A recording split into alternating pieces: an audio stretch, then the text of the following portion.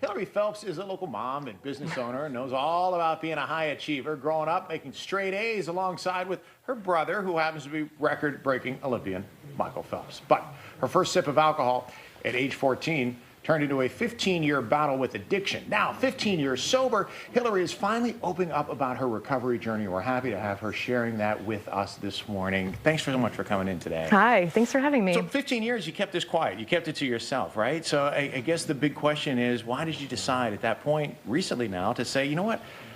First, I want to talk about it, and second, I want to share my story to help others. Yeah, so first, it was Mental Health Awareness Month in last May.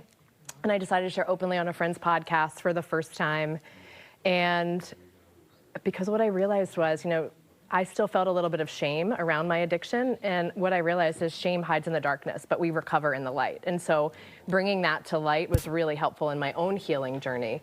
And what I found is that there were a lot of women that were struggling with the same thing. Women that said, I'm struggling with drinking. I can't stop. My mom's an addict. My brother died by suicide because of addiction. Like, how can you help? And what I realized was that there's really a need for women to talk about their recovery process. Yeah, which is one part of it. Obviously, the big part is stopping, right? Realizing that you want to make a change in your life. What was that for you? Was it literally like one moment, or was it a series of moments where you finally said, I need to change course? Enough is enough. Yeah, for me, I was a blackout drinker. I was a wine drinker, so I would start with 2 bottles a day. And a blackout drinker means that once I started putting alcohol in my body, I would forget what happened. And so that started to get really scary when I wake up with bruises, or I got a voicemail the next day I lived in DuPont Circle, and someone's like, I found you at Branch Avenue, I hope you got home okay. And those things started feeling really terrifying. And I also found myself in a relationship, just toxic relationships. And he said, I'm gonna tell your family how bad it was, and something about that felt really embarrassing and shameful. And so I started exploring the option of what that looked like, quitting, 12 steps, checking into rehab, like what that looked like for me. And it took a couple of tries. But, after 1 year, 2 years, 5 years, 10 years, I hit 15 years, and I wanted to start sharing that more openly in an effort to help other women who are struggling with the same. Yeah, 15 years is a long time, and it's amazing. Congratulations on making it 15 years. Thank you. During that 15 years, though, to keep it real, do you get used to it at some point? Like, do you at some point, whether it's 1 year in, 5 years in, do you still, are you tempted by a drink at that point? Does that change over the time? So at 1 year was really challenging because it's really changing people, places, things, where you go.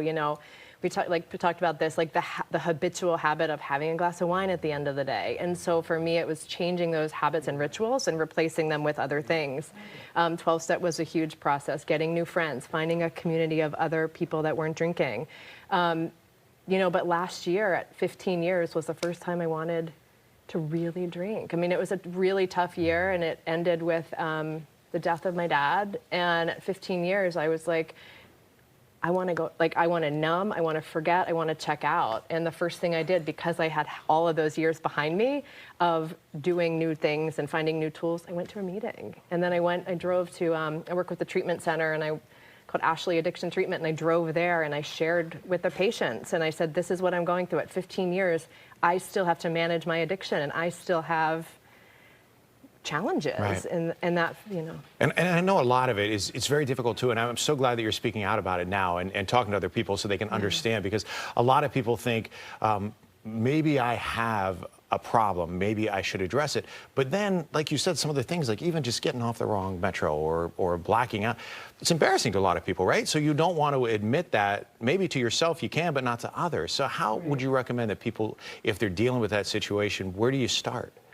So what I found is, we're only as sick as our secrets. And so the secrets that we keep inside can eat us up and make us feel a little bit worse. And so for me, it was finding a community, like whatever that looks like, whether it's a treatment, other women that don't drink, trying a dry month, see where that takes you. How do you feel? Because for me, I knew I had a problem because once I started, I couldn't stop. There was no having one glass. There was no having one bottle. It just kept going.